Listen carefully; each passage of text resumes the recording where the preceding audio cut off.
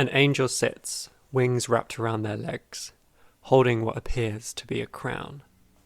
But zoom in, and what is that actually in her hands? It's the city of Sol, surrounded by a force field, protected from the demons that attack. Hello and welcome to Fyendal's Library, as we examine the first Monarch art preview and discuss what these images tell us about the world and Flesh and Blood, and also what is hidden in the background of some of these images. Grab a drink, sit back, and let's look through this gorgeous art. The first image is showing us an eclipse in the night sky. We can see stars in the background and clouds and a purple haze.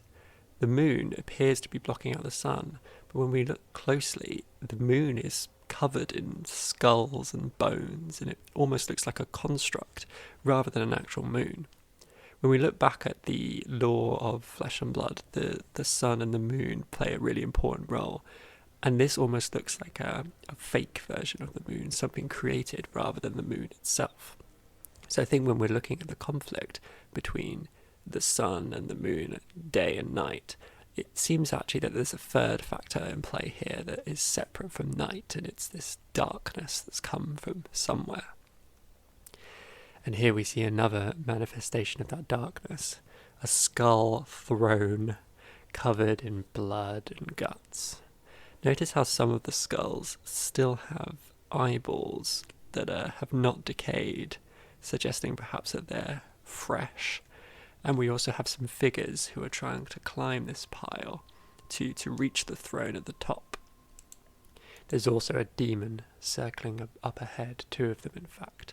And something that I found really interesting is in the background we can see these clouded giants either standing behind the mountaintop or sort of looking out over the scene. Zooming in on the throne itself, there doesn't appear to be too much that we can gain from seeing what's sort of there. It just looks like a throne. We can't see anyone sitting on it. It appears to be empty, perhaps waiting for someone to sit on it, and perhaps that's what these figures are trying to do. They're trying to climb this mountain to reach this throne. The next image is, some have suggested this is like an ether eruption, like an eruption of magic, and I think it is an eruption of some kind of magic.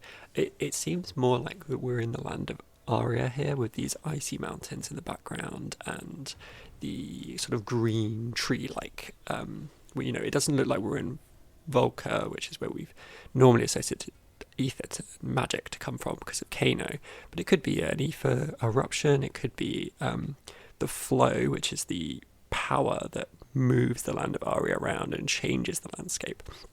But what's really interesting here is these dark creatures, who you might notice have blue glowing eyes. A lot of the demons that we see have red glowing eyes, and these ones have blue glowing eyes, so there could be something there.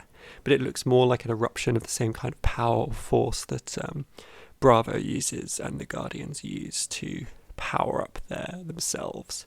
It's really interesting to see not just these creatures, but also these black tendrils coming out, almost as if the flow of Aria is being corrupted in some way, which is a possibility. So here we have maybe a new chess piece, a new legendary chess piece for Flesh and Blood. It's above this sort of volcanic pool of lava, perhaps suggesting that this is in Volca. Perhaps this also suggests that if this is the legendary chess piece, and as we already have a generic legendary chess piece, this could be for a new class.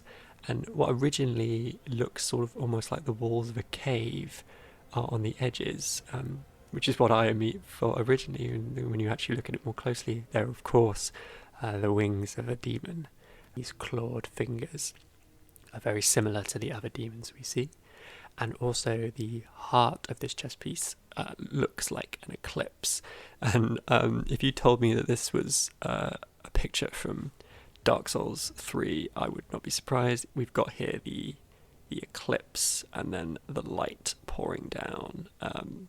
It's a very evocative image that comes from that game as well. So this is a pretty incredible piece of art. I just want to draw your immediate attention to this amazing chap who, I mean, they're clearly losing the human soldiers in this battle are clearly losing the fight. We've got one guy here who's really gone, I'm going to stab this huge monstrosity with my halberd. So kudos to him, though I'm not sure he's going to make it out of this alive. This is just a fantastic image. In terms of what we can get from this, it looks like a temporary outpost. There are sort of wooden structures in the background, so maybe it could be a forward command post of Sol. They have those along the border with the Savage Lands, so it could be another example of that. Something that I don't think is it's probably just a coincidence, but if you notice, two of the creatures wear masks that are not the same, but quite similar to what is worn by the higher up Knights of Sol, the Templars, who also wear masks. So there's an interesting comparison there between these two demons that have got masks on and the Knights of Sol, who, when they reach the higher ranks of the armed forces, they also wear masks. And here we see someone looking into a mirror and maybe seeing their true self. Maybe this is someone who's made a pact and has come to regret it. They're haunted by these two demons, or two evil creatures, one with a forked tongue and another with teeth like fang-like teeth, both with dark eyes. And the human, or the cursed creature in the middle, blood is running down from their eyes and their face is wrinkled and gaunt, and it's a very scary picture for someone to consider themselves to be in that position. I particularly like the way one of the creatures is just grabbing at its hair. And here we have another fantastic image, and again giving quite strong Berserk or Dark Souls vibes, with this knight bent over, great sword slammed in the ground. This tree of blood, this blood-red tree, is growing from his back. Well, it almost looks like it's growing from his heart itself. It's coming from inside his body. And then we've even got not just a tree, but it's a living tree. It has leaves on it, and these petal-like droplets are floating to the ground, and the tendrils hang almost like moss. It's a really fantastic image, and it looks like he's in some kind of monastery, possibly the Demonastery, but it could be a Church of Sol, though we don't see the normal cross of the Church of Sol in the background, so I'm not sure about that. Here is another image of it's a knight. It looks like a knight in purple armor covered in runes, and they either were wielding this great sword and it's been taken from them, or these cloaked creatures, these shadowy creatures, have brought it with them. She looks almost like could be a Runeblade character. In the past with Flesh and Blood, we've had plenty of card art featuring characters that have not become heroes, so we shouldn't be too quick to suggest that this will also be a hero. But it's interesting the type of armour that she's wearing. This purple armour, I don't think, is a colour we've seen too often outside of Viscerai. So this could be another possibility as a hero, but I'm not so sure. And another image of a knight who's been struck down, again on his knees, about to be devoured or destroyed by what looks to be a regurgitating slog or a creature of darkness. What I really like here is in the background we can see a sigil of Solace. Apparently the +3 heal was not enough for this guy. He certainly looks like he needs it. He's holding his stomach. He's clearly about to meet his end. And around him he's surrounded by other fallen soldiers, and you can even see the sword and his arm. You can see a tendril of darkness has already begun to wrap itself around that, and I don't think he's long for this world. So quite a simple image here, but just showing very clearly the light of Sol in terms of the religious sect of the city of Sol. We've got here a preacher flanked by two banners and a crowd of people. They look like noble citizens of Sol as opposed to soldiers or other religious members.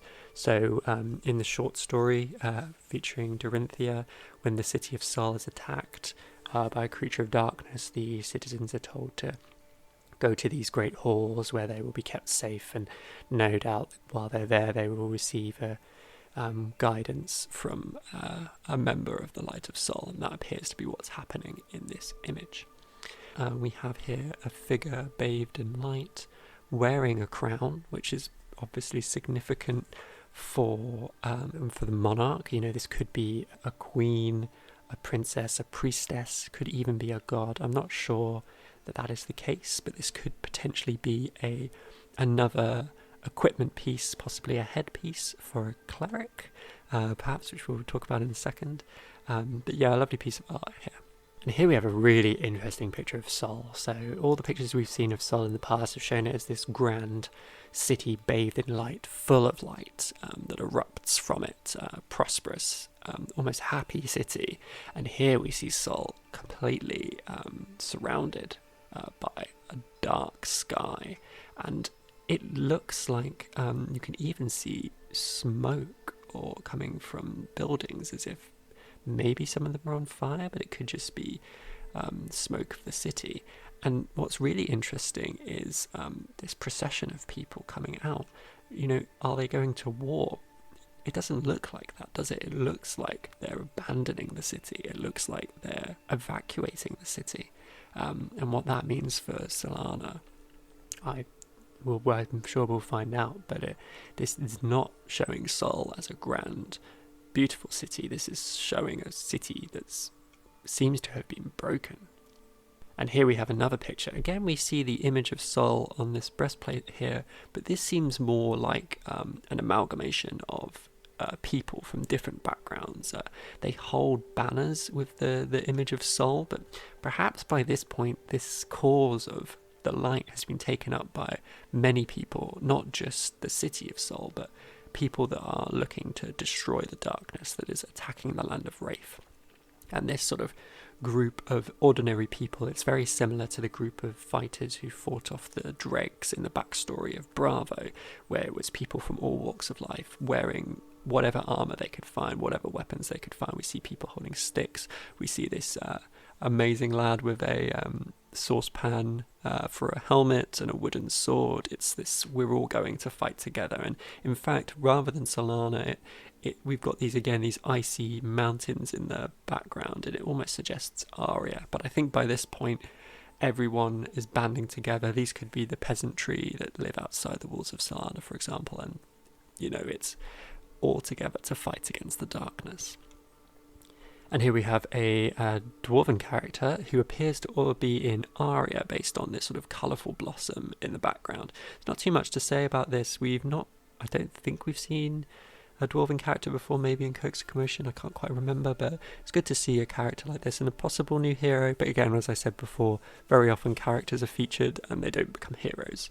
We see here a group of soldiers looking to hurry to put on their armour as the outside burns, and these chaps look a little bit like the soldiers that we see in the artwork of Staunch Response, suggesting maybe a Guardian connection, but they seem to just be soldiers who have been caught in either an ambush or caught unawares and are struggling to get their armour on so they can go and fight whatever force is burning down the land around them. Probably a wizard, probably a Kano. That's just my interpretation there. And here we have a very, very sort of high fantasy artwork here.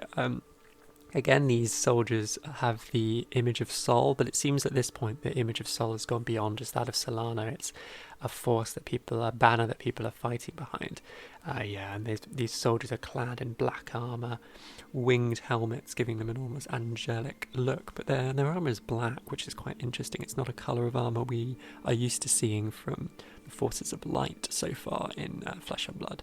In the distance we see creatures, huge creatures, amongst magma or lava, suggesting we're in Valkor. And at the front of this horde we see, or the front of our soldiers, we see a man or a woman with long white hair holding a glowing sword which seems to embody the light. And here another picture of almost like a paladin, a sword blessed by holy light, similar to the way that the Knights of Sol, their swords would be blessed by scholars with something like Biting Blade, for example, and you can see the power of the sword. It even seems to have torn off the horn of one of these creatures. Again, we see the crest on this person's chest plate, suggesting the power of Sol, and she looks very similar to the figures that we saw on the original art release for Monarch on the side of light. Now, here is the image I talked about at the beginning. At first I thought, oh, it's an angel holding a crown, but then when you look closely at the crown, you see that it's actually the city of Sol, which is absolutely fantastic. I love hidden details like that. So yeah, she's wrapped herself in her wings and is erupting with a power of light. And I mean, this could be Sol herself. The way she's cradling the city of Sol, protecting it, suggests that could be the case. And again, we see the power of light destroying the darkness, really contrasting with those early images where it really seemed like the darkness was getting one up on the forces of light. And the second to last image, because there is one bonus image I'm going to show you at the end, so wait for that, we see another manly god, like the figure from Art of War and Enlightened Strike, and this time, he's striking again, lightning coming down, destroying this building. It's kind of interesting, though, the building that is being destroyed. These turrets and towers, they look very similar to the buildings we see in Solana. There's nothing to suggest that it is. There's nothing clear like a logo or an image, but these turrets, giving it that kind of Dark Souls Anor Londo look that we're used to with Solana, look very similar. So is this a force of good, or is this the force of lightning, this power of light? If the city of Sol has been lost, the city of Solana has been lost, maybe the only way to reclaim it would be to destroy it. But we'll wait to see how that pans out. And lastly, a bonus image that was found in the background of the web page, and it is a Cleric, a full art image of an individual, again, who you can see the sort of turrets, the floating turrets of Sol in the background, wielding that cross that sort of represents the power of the sun. And this is a fantastic image, and I think we're very likely to expect this to be a hero, a Cleric hero, and I for one am very looking forward to playing a Cleric. I think that would be a fantastic addition to the game, and really interested to see how they combine the ideas of buffing up attacks and healing into a class. If you like this content, feel free to subscribe, and I'll see you next time.